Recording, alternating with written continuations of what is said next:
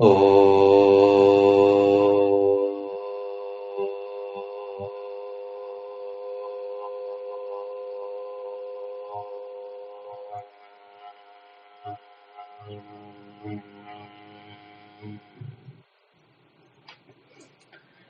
योऽन्तः प्रविश्य मम वाचमिमां प्रसुप्ताम् सञ्जीवयत्यखिलशक्तिधरस्वधाम्ना अन्यांश्च हस्तचरणश्रवणत्वगादीन् प्राणान्नमो भगवते पुरुषाय तुभ्यम्। अनन्याश्चिन्तयन्तो माम् ये जनाः पर्युपासते तेषाम् नित्याभियुक्तानाम् योगक्षेमं वहाम्यहम्। सदाशिवसमारम्भाम् शङ्कराचार्यमध्यमाम् अस्मदाचार्यपर्यन्ताम् वन्दे गुरुपरम्पराम्। गुरुर्ब्रह्मा गुरुर्विष्णुः गुरुर्देवो महेश्वरः गुरुः साक्षात् परं ब्रह्म तस्मै श्रीगुरवे नमः। ॐ शान्तिः शान्तिः शान्तिः। परमश्रद्धेयाः परमपूज्याः प्रातस्मरणीयाः अस्माकं सर्वेषां समाराधकाः अस्य प्रभासतीर्थस्य अधिष्ठातारः प्रथमज्योतिर्लिङ्गाः भगवन्तः श्री सोमनाथचरणाः, भगवन्तः पुराणपुरुषोत्तमाः, अस्माकं सद्गुरवः पूज्याः गुरवः तथा च शास्त्रप्रणयिनः विद्याव्यासङ्गिनः श्रवणभक्तिनिष्ठाः संस्कृतभाषानुरागिणः सद्ग्रन्थं सेवमानाः भवन्तः सर्वेऽपि सज्जनाः स्वजनाश्च। भगवतः पुराणपुरुषोत्तमस्य कृपाप्रसादेन विभोर्वात्सल्येन च अद्य पुनरेकवारं परमपावनेऽस्मिन् आश्विनमासे शुक्लपक्षे एकादश्यां बुधवासरे एतदनुसारम् अक्टोबर् मासस्य 25तमे दिनाङ्के त्रयोविंशति-उत्तर-द्विसहस्रतमे वर्षे विद्याव्यासङ्गं कर्तुं शास्त्रचर्चां कर्तुं भगवत्पादानां वाणीं गातुं श्रोतुं च अवसरः सम्प्राप्तः। इदमस्ति अस्माकं समेषां परमं सौभाग्यम्।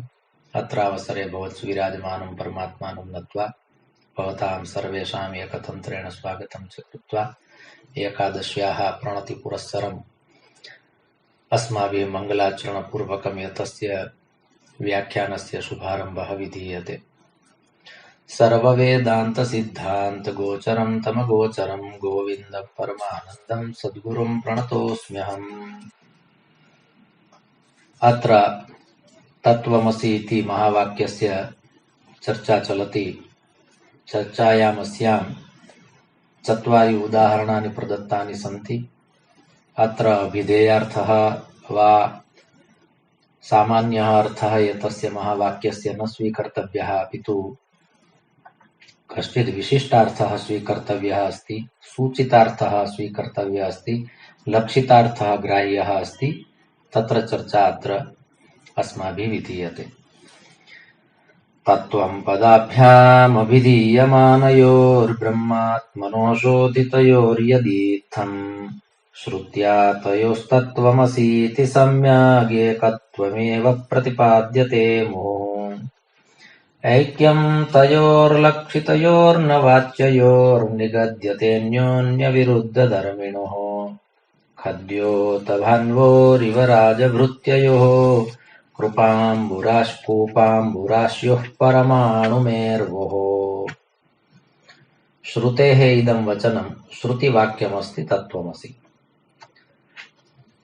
भगवत्पादानां ये केचन ग्रन्थाः सन्ति, तेषु ग्रन्थेषु प्रायः अहं ब्रह्मास्मि तत्त्वमसि इत्यनयोः द्वयोः महावाक्ययोः एव विशिष्टा चर्चा कृता वर्तते।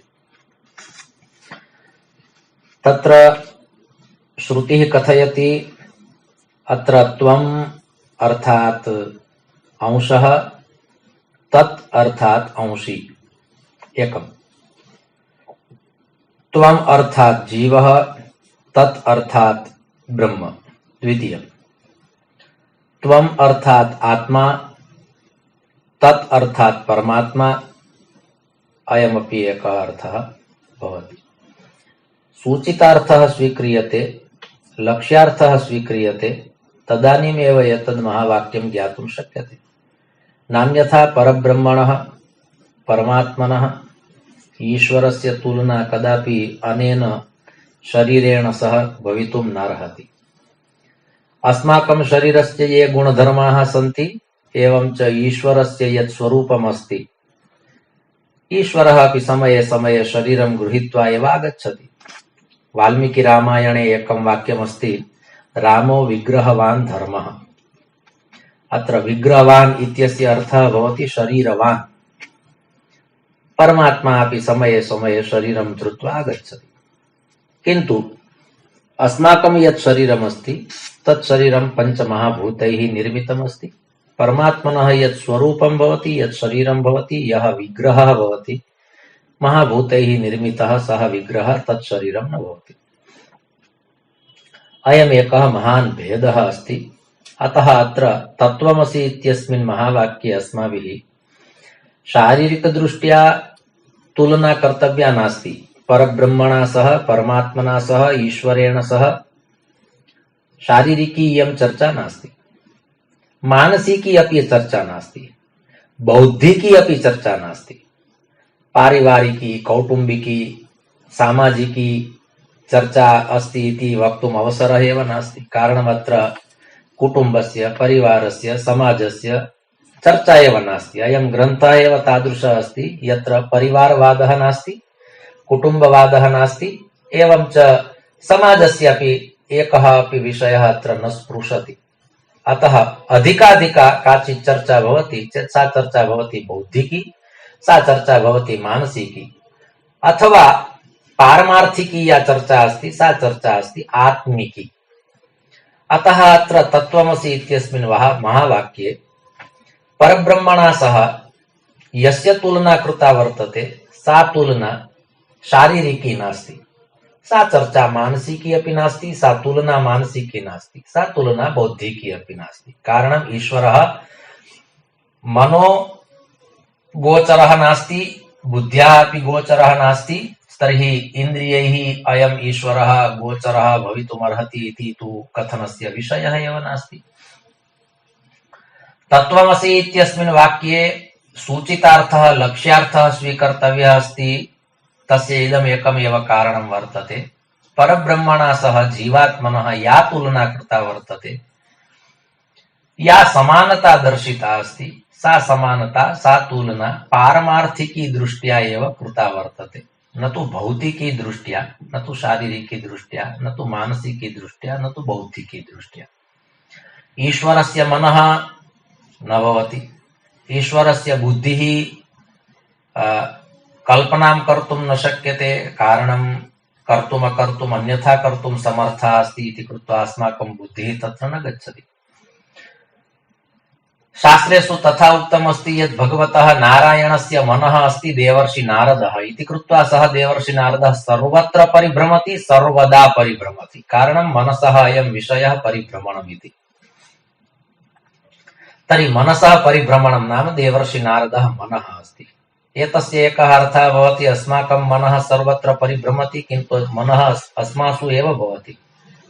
किन्तु भगवतः नारायणस्य मनः द्रष्टुं शक्यते यत् देवर्षि नारदः इदानीम् अस्मिन् लोके अस्ति, अस्मिन् भुवने अस्ति, तत्सर्वं ज्ञातुं द्रष्टुं शक्यते। अस्माभिः यतो यतो निश्चरति, यत्र यत्र मनः गच्छति तत्र तत्र अस्माभिः बुद्ध्या अपि गमनं क्रियते चेत् ज्ञातुं शक्यते मनः कुत्र अस्ति। अस्माभिः श्लोके उच्यते यत्रैव यत्रैव मनो मदीयं तत्रैव तत्रैव तव स्वरूपं, यत्रैव यत्रैव शिरो मदीयं तत्रैव तत्रैव पदद्वयं ते इति श्लोकः अस्माभिः श्रुतः। एतस्य श्लोकस्य पूर्वपदं यदस्ति तदत्र अस्माभिः किञ्चित् ग्राह्यम्। अनेन स्पष्टं भवति अस्माकं मनः यत्र यत्र गच्छति तत्र तत्र अस्माकम् आराध्यदेवः भवति, तत् स्वरूपं तत्र भवति चेदेव अस्माकं मनः अस्माकं नियन्त्रणे अस्ति इति वक्तुं शक्यते। तर्हि अत्र उक्तं वर्तते तत्त्वमसि इत्यस्मिन् असि इति क्रियापदमस्ति, तत् इति तत् सर्वनाम शब्दस्य द्वितीया एकवचनमस्ति, एवं च त्वम् इति युष्मत् शब्दस्य प्रथमा एकवचनमस्ति। तर्हि उपनिषत्सु यः एकः सारः एतस्य महावाक्यस्य दर्शितः वर्तते, एतस्य एकं तात्पर्यमस्ति, त्वम् एव ईश्वरः असि। अपरः कश्चित् भिन्नः पदार्थः ईश्वरः नास्ति। समोऽहं सर्वभूतेषु ईश्वरः सर्वभूतानां हृद्देशेऽर्जुन तिष्ठति, सर्वस्य चाहं हृदि सन्निविष्टो इति भगवद्गीतायाः यानि प्रसिद्धवचनानि सन्ति, तानि सर्वाण्यपि वचनानि एतस्मिन् महावाक्ये एव संगृहीतानि भवन्ति। अत्रैव तात्पर्यम् आगच्छति तेषां सर्वेषां वचनानां।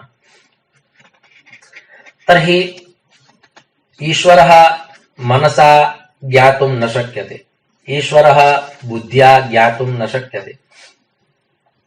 तादृशः अयम् ईश्वरः अस्ति। कदाचित् एका दिव्या स्फुरणा भवति, दिव्या प्रतीतिः भवति, अपूर्वः कश्चित् लाभः भवति, कश्चित् महापुरुषः स्पर्शं कृत्वा यदि कृपां वर्षति, परमात्मा स्वयं कृपां करोति, कश्चित् समर्थः सद्गुरुः दिग्दर्शनं करोति चेद् एव इयम् अनुभूतिः भवति। नान्यथा अत्र अवसरः नास्ति।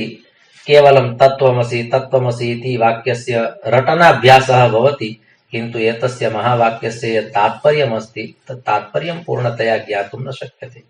दिव्या स्फुरणा भवति चेदेव ज्ञातुं शक्यते, एवं च दिव्या स्फुरणा एवमेव न भवति। श्रीमद्भगवद्गीतायाम् उक्तं वर्तते, बहूनां जन्मनाम् अन्ते ज्ञानवान् मां प्रपद्यते। तत्त्वमसि इत्यस्य वाक्यस्य यदि विस्तारः कर्तव्यः अस्ति चेत् यावान् विस्तारः कर्तव्यः अस्ति तावान् विस्तारः भवति, किन्तु एतस्मिन् एकस्मिन् महावाक्ये बहूनि उपवाक्यानि आगच्छन्ति स्पष्टं कर्तुं। यथा भगवद्गीतायाः भगवतः इदं वचनमस्ति इति कृत्वा भगवतः यद् वचनं भवति तद् महावाक्यमेव भवति, किन्तु एतद् महावाक्यं यत्र अक्षराणि सन्ति न्यूनानि, बहूनां जन्मनामन्ते ज्ञानवान् मां प्रपद्यते इत्यस्मिन् वाक्ये बहूनि अक्षराणि सन्ति, तत्त्वमसि इत्यत्र न्यूनानि अक्षराणि सन्ति, किन्तु तात्पर्यम् एकमेव भवति। बहूनां जन्मनां ज्ञानं यदा सञ्चितं भवति, पूर्वजन्मनः यदा स्मृतिः भवति, तदानीमेव ज्ञातुं शक्यते कोऽयम् ईश्वरः इति। भगवत् प्राप्तिः तदानीं भवति, कारणं भगवता उक्तम्। एतस्य एकः अर्थः भवति जन्मनि जन्मनि ज्ञानम् एव अर्जनीयं, कारणं बहूनां जन्मनां ज्ञानं यदा एकत्रितं भवति तदानीं कस्मिंश्चित् जन्मनि परमात्मनः लाभः भवति, नान्यथा परमात्मनः प्राप्तिः न भवति इति भगवद्गीतायाः इदं वचनं स्पष्टं सिद्धं च करोति। बहूनां जन्मनामन्ते ज्ञानवान् मां प्रपद्यते। अतः मनुष्यस्य यदि इयम् एका एषणा अस्ति, यदहं कालक्रमेण यथा यथा ज्ञानम् अर्जयामि तथा तथा मम पूर्वजन्मनः स्मरणं भविष्यति। पूर्वजन्मनः स्मरणेन पुनः अहं तेन ज्ञानेन भगवत् प्राप्तिं कर्तुं शक्नोमि। किन्तु पूर्वजन्मनः बोधः कदा भवति तदपि अस्माभिः ज्ञातं वर्तते। यत् पुराणस्य इदं वचनमस्ति, अहर्निशं श्रुतेर्जाप्यात् शौचाचार निषेवणात् अद्रोहवत्या बुद्ध्या च पूर्वजन्म स्मरेद्बुधः।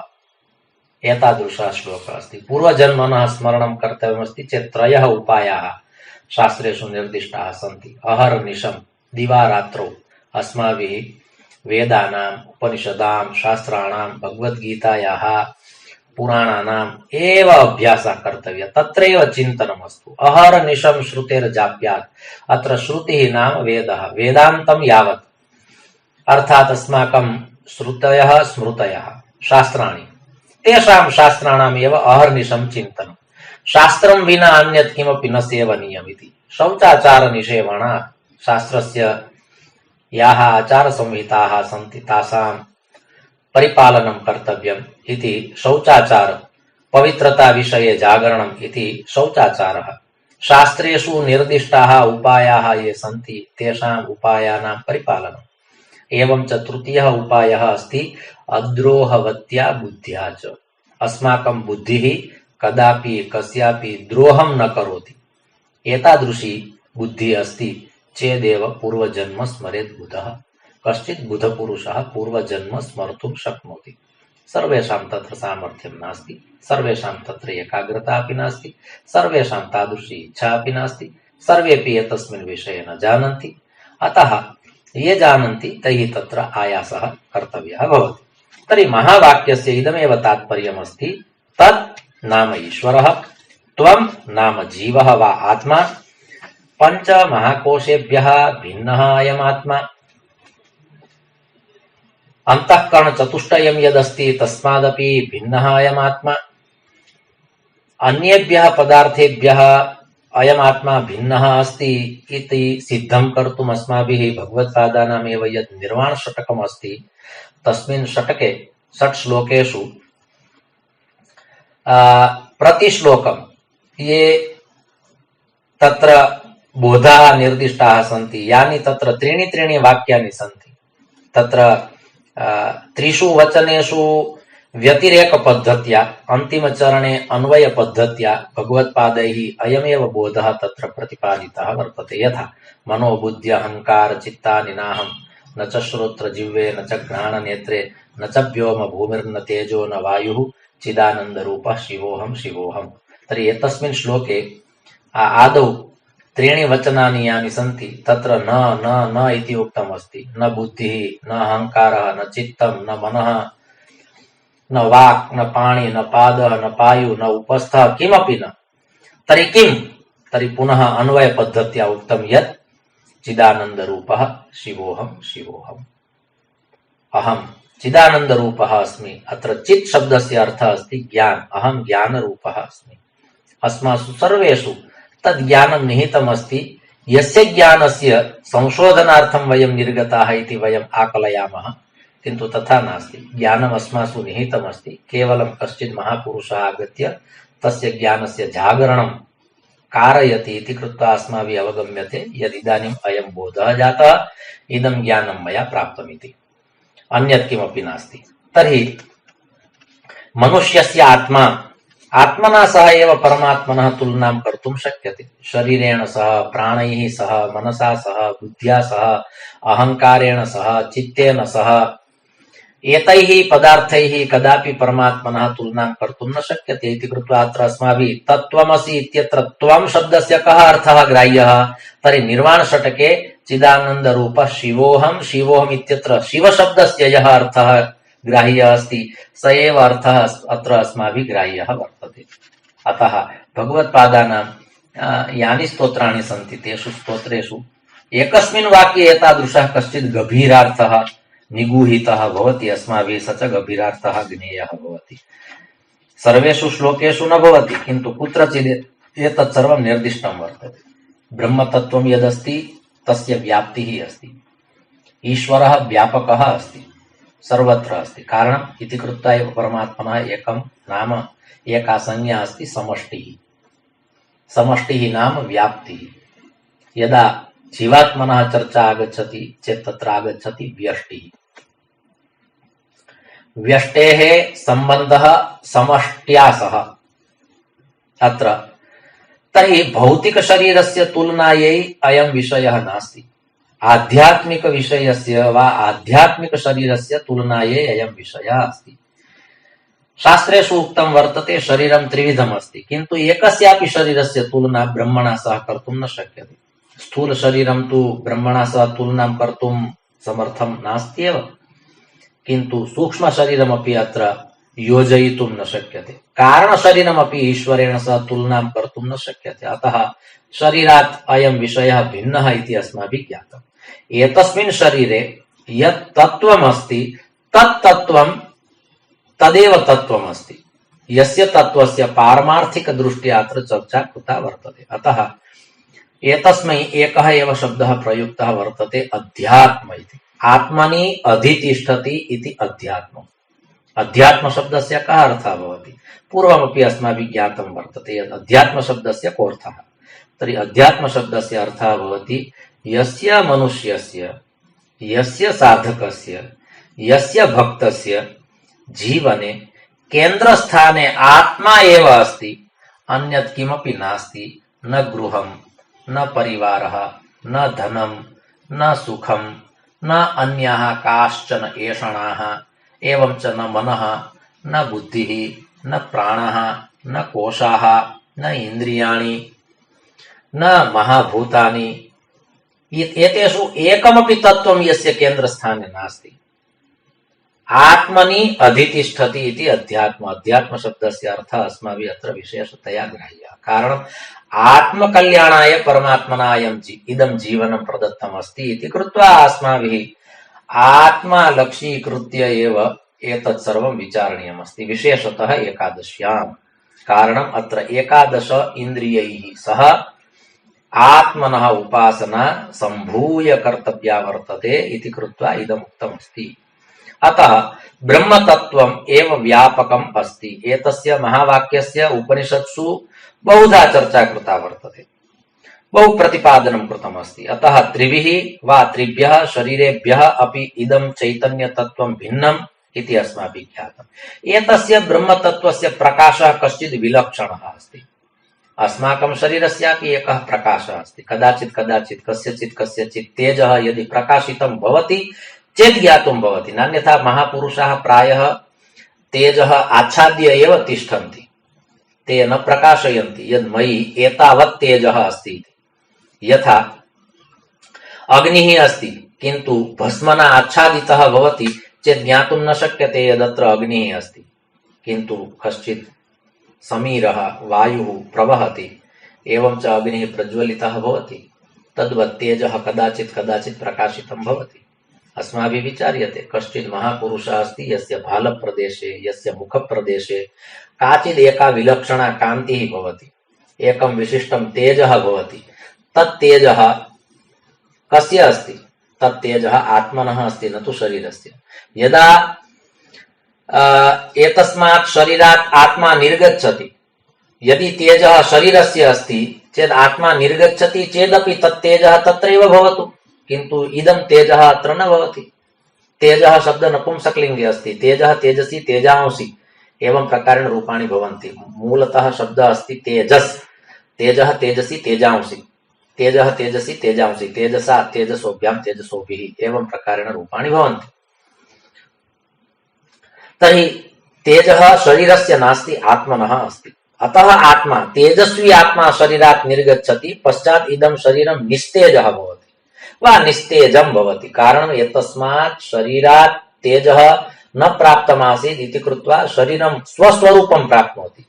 स्वस्वरूपं नाम शरीरस्य तु तेजः एव नास्ति, शरीरं तु तेजरहितम् अस्ति इति कृत्वा तदानीं शरीरं व्यक्तं भवति, प्रस्फुटितं भवति, यद् मम स्वभावः कीदृशः, मम तेजः कीदृशम् इति पश्चात् व्यक्तं भवति। यावत् कालपर्यन्तम् आत्मा तिष्ठति एतस्मिन् देहे तावत् कालपर्यन्तं शरीरमपि तेजोमयं प्रतिभाति, किन्तु शरीरमपि तेजोमयं प्रतिभाति। आत्मा अस्ति इति कृत्वा देहः अपि प्रकाशितः भवति, किन्तु प्रकाशः कस्य? मुखे कान्तिः अस्ति, भाले तेजः अस्ति, किन्तु तत् तेजः कस्य अस्ति? आत्मनः अस्ति। तर्हि एवं प्रकारेण अत्र यत् चैतन्यस्वरूपम् अस्ति, चैतन्य इति शब्दः ब्रह्मणि अपि विलसति, आत्मनि अपि अयं चैतन्य शब्दः विलसति। अयं चैतन्य शब्दः बहु महत्वपूर्णः अस्ति। चेतनस्य भावः चैतन्यम् इति तद्धितरूपं वर्तते। तर्हि इदं चैतन्यं कुत्र अस्ति? ब्रह्मणि सदा सर्वदा अस्ति, आत्मनि अपि सदा सर्वदा अस्ति, किन्तु प्रतीतिः तदा भवति यदा शरीरं प्राप्य तत् तेजः अस्माभिः स्वजीवने अवलोक्यते, अनुभूयते चेत् ज्ञानं भवति। नान्यथा अस्माभिः किञ्चित् मृतशरीरं यदि अवलोकितं चेत् ज्ञातुं शक्यते। किञ्चित् मृतशरीरं यदि अवलोकितं, एकं शरीरमस्ति यस्मात् शरीरात् आत्मा निर्गतः, पश्चात् तत् शरीरं भूमौ पतितमस्ति, पश्चात् घटिकात्रयं कालः व्यतीतः भवति, पश्चात् शनैः शनैः अस्माभिः तत् शरीरं ज्ञेयं, तत् शरीरं द्रष्टव्यं, येन ज्ञानं भवेत्। पश्चात् तत्र मालिन्यम् आगच्छति, कलुषितता आगच्छति, तत् श्यामवर्णीयं कृष्णवर्णीयं तत् शरीरं भवति। किमर्थं? शरीरस्य तेजः एव नासीत् इति कृत्वा।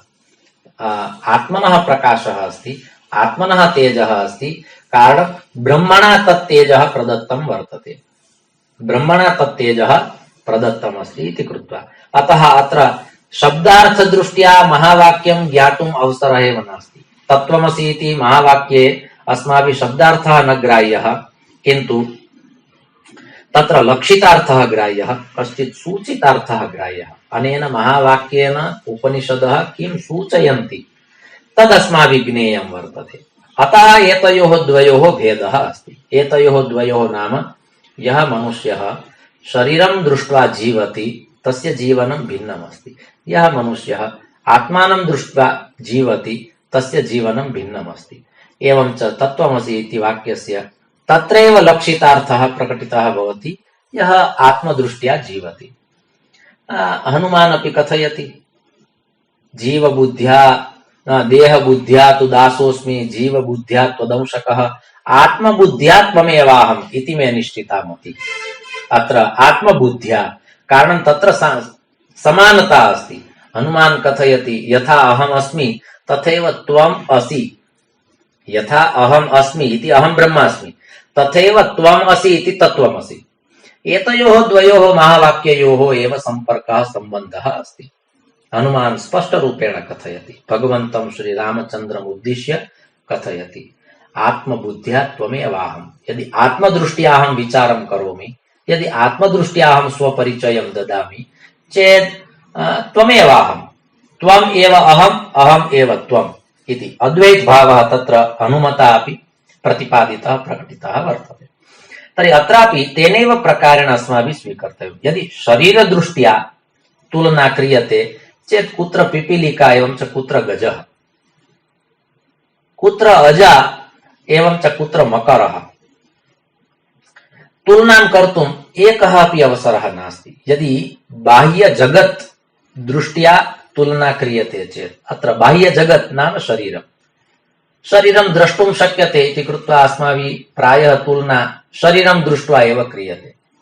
किन्तु परमात्मा कथयति, शरीरदृष्ट्या अहं भिन्नः भिन्नः, किन्तु चैतसिकदृष्ट्या चैतन्यदृष्ट्या सर्वेषु जीवेषु अहं समानरूपेणैव अस्मि इति कृत्वा समोऽहं सर्वभूतेषु, सर्वभूतेषु अहं समानरूपेणैव अस्मि।